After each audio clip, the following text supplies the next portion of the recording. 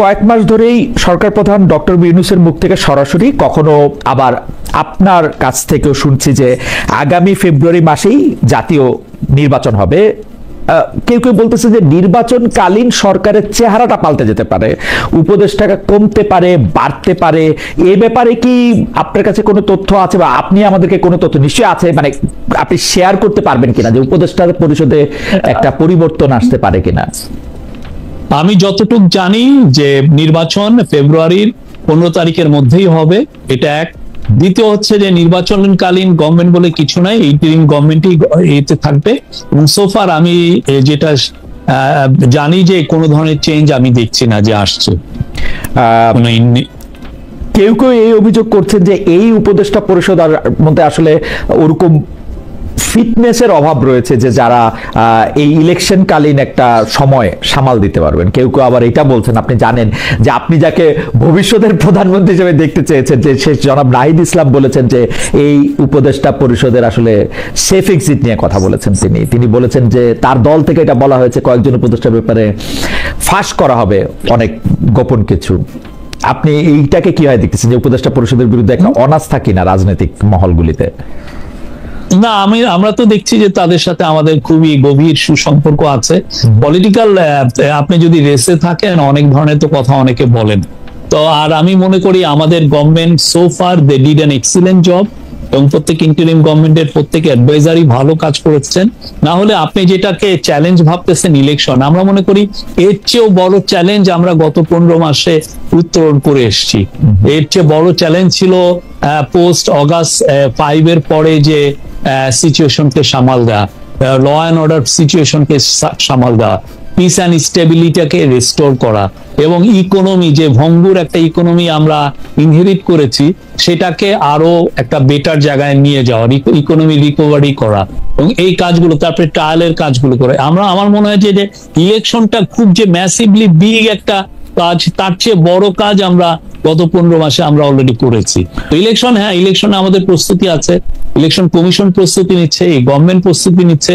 আমি অন্তত বলতে পারি যে আমি গত 1-1.5 মাসে আমি অনেকগুলো মিটিং এ ছিলাম যেখানে ইলেকশনের প্রস্তুতির কথা হয়েছে, কি কি প্রস্তুতি নিচ্ছি সেগুলো আসছে। এবং আমরা দৃঢ় বিশ্বাস করি যে প্রত্যেকটা ইলেকশন, এই যে ফেব্রুয়ারি 15 তারিখের মধ্যে যে ইলেকশনটা হবে এটা খুবই সুশৃঙ্খল এবং ভালো ইলেকশন হবে, পৃথিবীর বাংলাদেশের ইতিহাসে one of the best election হবে, আমরা এটা মনে করি।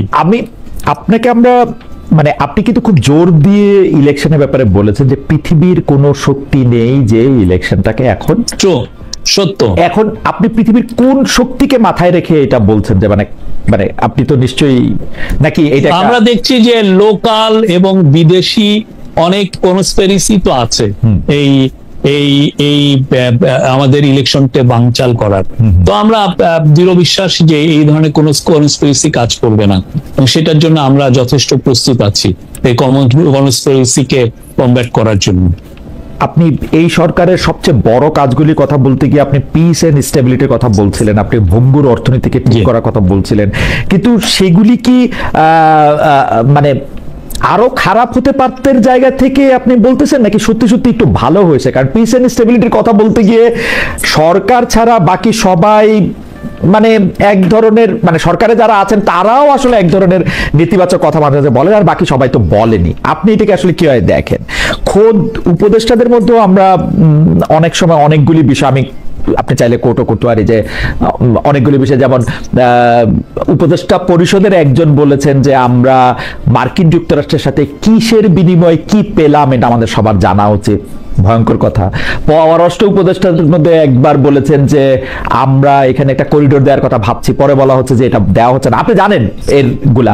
আপনার কাছে কি মনে হয় যে সত্যি সত্যি পিস এন্ড স্টেবিলিটির দিক থেকে যখন 1, 5, 7, 10 বছর পরে দেখা হবে, তখন কি এইটা ভাবা হবে যে শেখ হাসিনা যাওয়ার পরে যে ক্যাওস লাগার কথা ছিল সেইটা আপনারা কম লাগতে দিছেন, কিন্তু স্টেবিলিটি আসছে, সেটা কি আসলে বলা যাবে পিস এন্ড স্টেবিলিটির জায়গাতে? হ্যাঁ, আমরা মনে করি গত 15 মাস বাংলাদেশ যথেষ্ট স্টেবল ছিল এবং পিসফুল অ্যাটমসফিয়ার ছিল। আমরা ল অ্যান্ড অর্ডার যে ধরনের পত্রিকাগুলো যা বলে তার চেয়ে অনেক অনেক বেটার ছিল। আমরা এই জন্য প্রতিনিয়ত আমরা স্ট্যাটিস্টিক্স দিচ্ছি, ল অ্যান্ড ক্রাইমের ফিগার দিচ্ছি, এবং আমরা আমরা এটা মানে খুবই এভিডেন্ট যে আমাদের সিচুয়েশনটা কোথায় আছে। আমরা গত বছরগুলোর সাথে যখন তুলনা করি, প্রত্যেকটা ক্রাইম, আপনি যদি মার্ডারের ফিগার দেখেন বা অন্যান্য গ্রেভ ক্রাইম যেগুলো গ্রাভিয়াস ক্রাইম, সেগুলোর ফিগার দেখেন, খুব যে বেশি হেরফের হয়েছে তা না, দু একটা জায়গায় বেড়েছে। ওয়ান অফ দ্য রিজন বাড়ার একটা কারণ হচ্ছে যে এখন কেউ ভয় পাচ্ছে না। আগে তো আওয়ামী লীগের এগেনস্টে কেউ কেসই দিতে পারতেন না। আওয়ামী লীগের এক মেম্বার বা একজন ইউপি চেয়ারম্যান উনি রেপ করলে ওর এগেনস্টে কেস হয়েছে, আমার তো মনে পড়ে। তো ঠিক তেমনি এই গভর্নমেন্টের সময় সবাই নির্বিঘ্নে তাদের কেসগুলো ফাইল করতে পারছেন, এবং আমরা মনে করি যে পিস এন্ড স্ট্যাবিলিটি ছিল।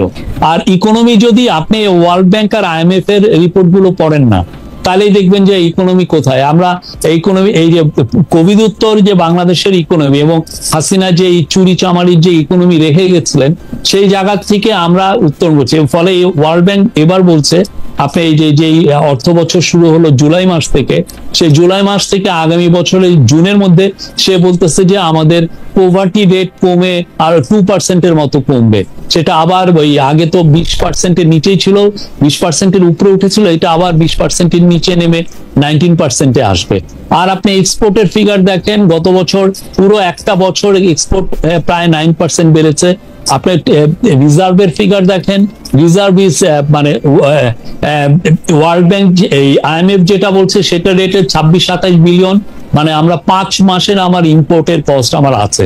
তারপরে অন্যান্য যেগুলো আপনি সবচেয়ে যেটা ভয় হচ্ছিল, সবাই এই ভয়টা ছিল যে আমি যদি মার্কেট বেস ডলার আর টাকার এক্সচেঞ্জ রেট করি, টাকা না ক্র্যাশ করে। পাকিস্তানে এরকম হয়েছে, তাদের পাকিস্তান রুপি যেটা ছিল ধরেন 150-এর মতো, সেটা 250-300 চলে গিয়েছিল ডলারের এগেনস্টে। আমাদের এখানে আমরা টাকাকে মার্কেট বেস করেছি এবং দেখেন আমাদের আরো টাকা শক্তিশালী হয়েছে, টাকা কমে নাই। তাহলে কি it's a sign, it's a reflection যে আমাদের ইকোনমি আরো বেটার এবং ঘুরে দাঁড়িয়েছে। এবং in the meantime Hasina যেগুলো টাকা যে সমস্ত ঋণ রেখে গিয়েছিল কাতার গ্যাসের কাছে বা শেভরনের কাছে বা মেট লাইফের কাছে, যাদেরকে অনেক কোম্পানিকে তাদের প্রফিট রিপ্যাট্রিয়েট করতে দিন, আপনি ইনভেস্টমেন্ট করলেন এখানে, অথচ আপনি প্রফিট আপনার হোম কান্ট্রিতে আপনি পাঠাতে পারছেন না। আমরা সবগুলোর ঋণ আমরা শোধ করেছি, মোর দেন $4 বিলিয়ন। তা আপনি যে, আমরা তো এটা দেখা কোয়াইট এভিডেন্ট যে আমাদের ইকোনমি কোথায় যাচ্ছে। আচ্ছা, আমি কয়েকটা বিষয় শুধু আপনার একটু দৃষ্টি আকর্ষণ করি। সেইটার ক্ষেত্রে আপনি প্রথমে মামলা মোকদ্দমার কথা বলেছেন। মামলা মোকদ্দমার ক্ষেত্রে আপনি এটা ঠিকই বলেছেন, আওয়ামী লীগের আমলে অনেকে ভয়ে মামলা দিতে যায় নাই, কিন্তু মামলার সংখ্যা এবং ঘটনার সংখ্যা যদি আমরা পরস্পর দুটি বছরের তুলনা করি, তাহলে কিন্তু আমরা দেখবো আওয়ামী লীগের আমলে আমরাই বলেছি যে অনেকগুলি ভুয়া মামলা দেওয়া হয়েছিল পলিটিক্যাল কারণে, পলিটিক্যাল রিজনে। বিএনপি জামায়াতের অন্যান্য সদস্যদের বিরুদ্ধে শত শত লক্ষ লক্ষ হাজার হাজার মামলা দেওয়া হয়েছিল, সেই মামলাগুলি এখন না থাকার কথা। তাহলে মামলার সংখ্যা যে এবার বাড়তেছে সেটা একটা অ্যালার্মিং। আপনি বলতেছেন যে ওয়ার্ল্ড ব্যাংক এবং IMF এর রিপোর্টের কথা, ওয়ার্ল্ড ব্যাংক এবং IMF রিপোর্টের আপনি যে জায়গাগুলি শুনিয়েছেন সেই জায়গাগুলি ছাড়াও আরো অনেকগুলি জায়গা থেকে এগুলি আসলে ব্যাখ্যা করা যায়। খোদ বিনিয়োগ বোর্ডের নির্বাহী চেয়ারম্যান জনাব আশিককেও বারবার বলছেন যে বিনিয়োগ যে বাড়ছে না সেটা পলিটিক্যাল ইনস্টেবিলিটি, এবং এই গভর্নমেন্ট যেহেতু কালকেই একটা স্ট্যাটিস্টিক্স দিয়েছেন যে এই বছর প্রথম 6 মাসে আপনার বিনিয়োগ বেড়েছে 61%। আপনি বিডার ইয়েতে যান, ওদের প্রথম 6 মাসে যান, আপনি দেখবেন প্রথম 6 মাসের এই বিনিয়োগ বাড়াটা একটা স্ট্যাটিস্টিক্যাল জার্গন। এটা নিয়ে আমি আপনার সাথে পরে কথা বলবো। আপনি স্ট্যাটিস্টিক্যাল লোক, আপনি দেখেন এক্সপোর্টের যে ফিগার আপনি বাড়ার কথা আপনি বলেছেন। রিজার্ভের কথা যদি আমি একটা বলি, যে রিজার্ভ আপনি বলছেন আওয়ামী লীগের এত লুটপাট তন্ত্রের এগেইনস্টেও আওয়ামী লীগ আসলে $20 বিলিয়ন রিজার্ভ রেখে গিয়েছিল, সেটা থেকে এটা বেড়েছে $6 বিলিয়ন। আপনি যদি পাশাপাশি দেখেন যে আপনি আসলে আপনার ঋণ কতটা বাড়ছে সেইটা আসলে প্র্যাকটিক্যাল কিনা। টাকার দামের ব্যাপারে আপনি বলছেন, টাকার দামের ব্যাপারেও আমি যেটা মার্কেট বেসড হওয়ার জন্য যেটা ক্রাশ করে নাই, তার জন্য পূর্ববর্তী সরকারগুলিরই আপনার কৃতিত্ব দিতে হবে, কারণ এই সরকার অনেক বেশি কিছু করছে কিনা আমি এটার আমার টাকা মার্কেট বেস এই গভর্নমেন্ট করেছে। আর আপনি টাকা মার্কেট বেস করছে এই গভর্নমেন্ট, কিন্তু আমরা যেই কথাটা আওয়ামী লীগ সরকারকে একিউজ করতেছিলাম যে ওরা শত কোটি লক্ষ কোটি টাকা পাচার করতেছে, তো ওরা যখন পাচারটা করতেছে না, এই সরকার যখন আসে তখন এটা অটোমেটিকলি একটা স্টেবল জায়গায় এটা দাঁড়ানোর কথা না। আপনার এটা শুধুমাত্র তো হয় না, এটার জন্য আপনার ব্যাংকিং সেক্টরে রিফর্ম আনতে হয়, আপনাকে ইনফ্লেশন থেকে আপনাকে চেক দিতে হয়, এবং এটা ম্যাক্রো ইকোনমিক স্ট্যাবিলিটি রাখতে হয়। এটা ছাড়া আপনার এটা অনেক সময় এটা ব্যাকফায়ার করে, এবং অনেকে ভয় পায় যে যদি আপনি মার্কেট বেস করেন আপনার টাকা এমন ভ্যালু এত ডিটোরিয়েট করে, পুরো দেখা গেল যে আপনার টাকা এখন 121 টাকা আছে, দেখা গেল 250 টাকা হয়েছে। সেটা পাকিস্তানে হয়েছে। 250 যদি হয় সে, হ্যাঁ, তো এই জায়গাটা আমরা আর হচ্ছে, আর আওয়ামী লীগ যে রিজার্ভ সেটা তো একটা জাস্ট একটা ম্যানিপুলেশন। সে আপনার $4-5 বিলিয়ন সে কাউকে দিতেই দেয় নাই। বাংলাদেশে যারা বছর, আপনি মেট লাইফে জিজ্ঞেস করেন, যেটা আলিকো ছিল, তারা আপনার 4 বছর ধরে প্রফিটই রিপ্যাট্রিয়েট করতে পারে নাই। বাংলাদেশের কোন এয়ারলাইন্স তার প্রফিট রিপ্যাট্রিয়েট করতে পারে নাই। শেভরনের সে $250 মিলিয়ন সে প্রফিট রিপ্যাট্রিয়েট করতে দেয়নি। কাতার গ্যাসের সে টাকা দেয়নি 400 মিলিয়ন ডলারের মতো। তো এইগুলো তো আমাদেরকে পে করতে হয়েছে, ঠিক না? আমরা এগুলো পে করার পরে আমাদের, এবং আদানির $900 মিলিয়ন মতো রেখে গেছে। আমরা almost every Penney we have মানে পেইড। ঠিক আছে, আপনি একটু যদি আইসিটির মানে আইন আটকানোর জায়গা থেকে আমি একটু বলি যে আপনি ইন্টারন্যাশনাল ক্রাইম ট্রাইব্যুনালের ওই জায়গা থেকে বা আইন শৃঙ্খলা রক্ষার জায়গা থেকে আপনি এটা একটা বলতেছিলেন যে আইসিটি থেকে আর কোনো ওয়ারেন্ট ইস্যু হবে কিনা সামরিক বাহিনীর সদস্যদের এগেনস্টে, সেটাতে আপনি এটা বলতেছিলেন যে আর হবে না। এখন আমাদের একজন সার্ভিং বিচারক উনি আমাকে এখন মেসেজ পাঠাচ্ছেন যে এটা বলার এখতিয়ার সরকারের আছে কিনা বা আপনার আছে কিনা। 2, উনি বলতেছেন জামিন দিলে বিচারকদের বিরুদ্ধে শাস্তিমূলক ব্যবস্থা নেওয়া হচ্ছে, যেটা অবশ্য আপনি আগে বলেছেন যেটা আইন মন্ত্রণালয়কে এটা বলা, এটা সরকার করতে পারে কিনা। 3, আরেকজন দর্শক আমাদেরকে এইটা বলতে বলছেন, সবগুলো আপনাকে একসাথে বলে দিই যে ডক্টর মোহাম্মদ ইউনূস নিউ ইয়র্কে যে ইন্টারভিউ দিয়েছিলেন সেখানে সাংবাদিক মেহেদী হাসানের বক্তব্য সংশোধন করে উনি বলেছিলেন যে ফেব্রুয়ারিতে না, পরবর্তী সরকার না আসা পর্যন্ত তিনি ক্ষমতায় আছেন। কেউ কেউ মনে করছেন যে এইটা কোনো কিছুর একটা ব্যাখ্যা কিনা, আপনি কি একটু বলবেন কিনা? আইসিটি আপনি আমার স্টেটমেন্টটা যদি পড়ে দেখেন, আমি যেটা মানে যেহেতু ওই সময় খুব রিউমার আর স্পেকুলেশন হচ্ছিল, আমি কিন্তু ওদের বরাত দিয়ে বলেছি, আমি নিজে বলি নাই। আপনি পুরো স্টেটমেন্টটা পড়েন। এই স্টেটমেন্টে আমি আইসিটি যে অফিস, চিফ প্রসিকিউটর অফিসের সাথে কথা বলে ওদের বরাত দিয়ে কথা বলছি, আমার কথা না, এটা ওদের বরাতের কথা। আপনি আবার একটু দেখেন আমার স্টেটমেন্ট। জি, আপনি বলতেছেন, আপনাকে যেটা উদ্ধৃত করা হয়েছে সেটা অনেকটা এরকম: এই মুহূর্তে সশস্ত্র বাহিনীর আর কোনো কর্মকর্তার বিরুদ্ধে গ্রেপ্তারি পরোয়ানা জারির কোনো পরিকল্পনা নেই।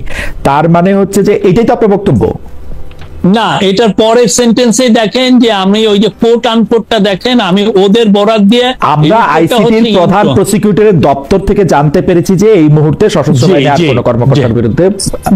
ঠিক আছে, আপনি বলেন তাহলে আমি আমার প্রশ্নটা একটু করব যে হ্যাঁ, আপনি তাদেরকে কোট করতেছেন সশস্ত্র বাহিনীর কর্মকর্তাদের বিরুদ্ধে।